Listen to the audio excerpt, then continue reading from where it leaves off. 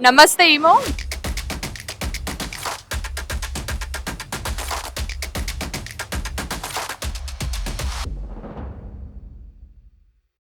My name is Rutuja Bobade. I work as a sales and marketing manager at Ascent Castings Technologies. We are into precision component manufacturing for OEMs.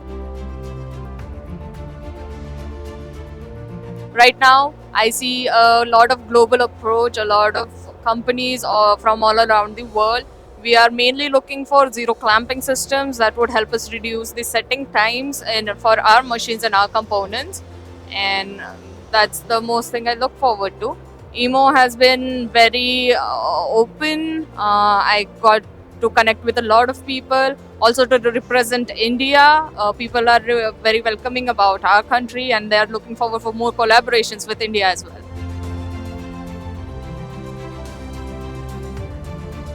I just came across the UCAM stall at EMO over here. UCAM manufactures the fourth and fifth axis rotary tables for CNC machines as well as other applications.